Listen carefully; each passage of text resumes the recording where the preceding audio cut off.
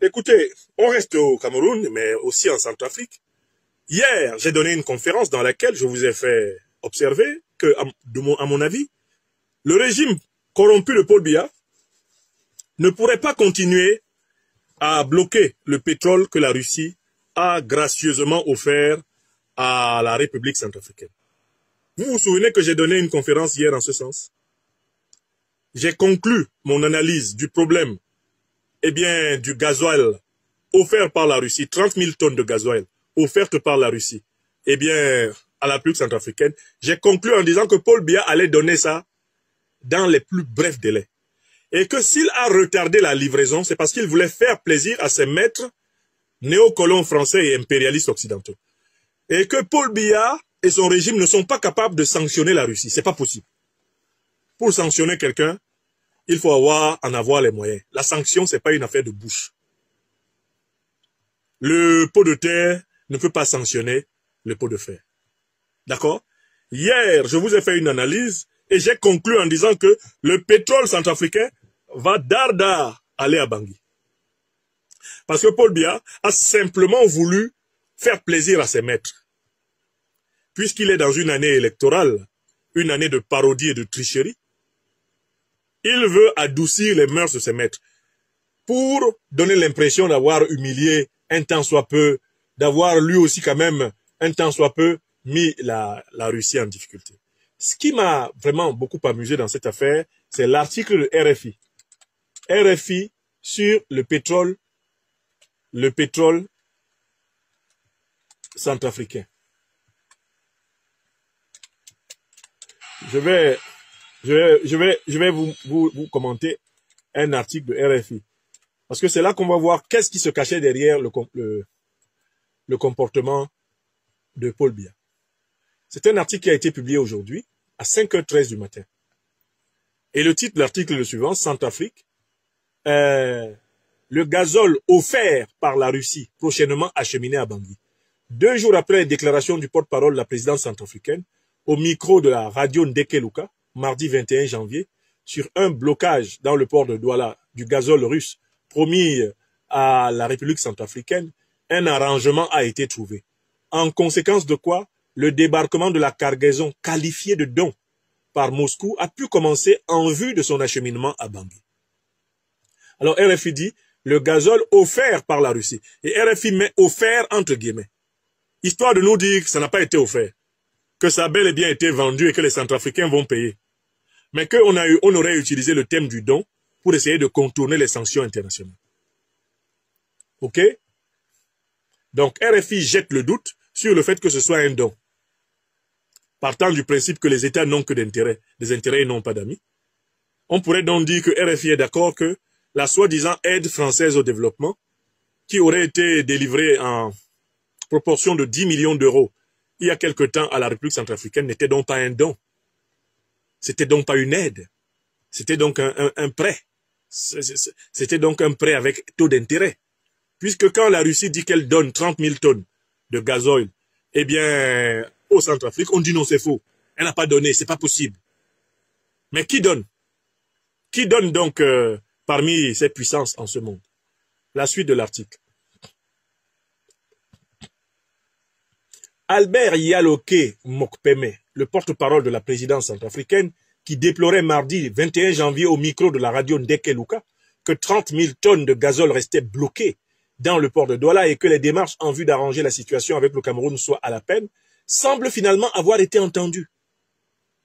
Selon les autorités portuaires camerounaises, en effet, les opérations de déchargement de la cargaison étaient en cours dans l'après-midi du mercredi 22 janvier. Citation.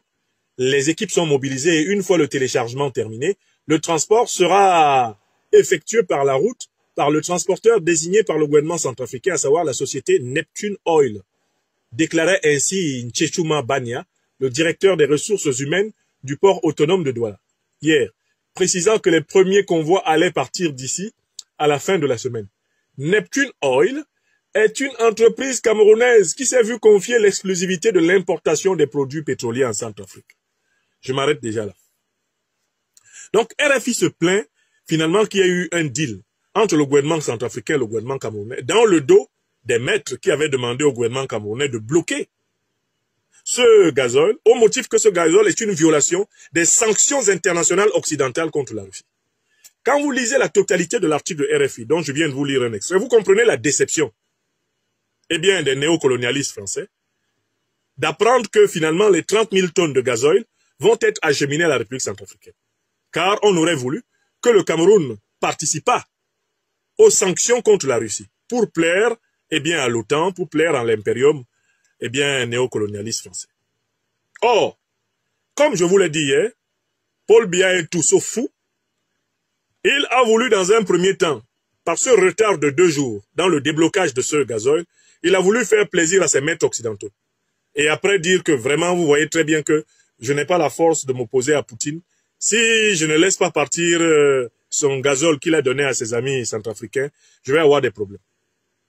Poutine, il a déjà des amis au Niger, il a des amis au Mali, il a des amis au Burkina Faso, il a des amis en République centrafricaine, il a même déjà son armée qui forme actuellement l'armée de la Guinée équatoriale à moins de 300 km de Yaoundé. Moi, Paul Biya, je ne veux pas avoir les problèmes. Donc, ce qui s'est passé, c'est très simple. On a fini par réveiller le vieux Grigou dictateur qui a pris son téléphone rouge pour appeler, eh bien, ses exécutants. Allô? Allez rendre à Touadéra, à tout le pétrole que Poutine lui a envoyé. On dit, mais patron, les instructions que vous aviez données, ce n'était pas ça. Vous aviez dit qu'on doit bloquer ça, parce que vraiment, à Paris, à Washington, les gens seront contents si on bloque. C'est moi qui vous demande d'appliquer donc les contre-instructions. Vous voulez que j'ai des problèmes? Si Poutine se fâche contre moi ici, qui va me protéger? Bon, hier, je vous avais déjà dit que c'est ce qui allait se passer. Je vous ai dit que ce vieux-là, c'est un malin. Il fait semblant d'obéir à ses maîtres occidentaux, mais c'est pour les apaiser. Et ensuite, il va se soumettre au rapport de force.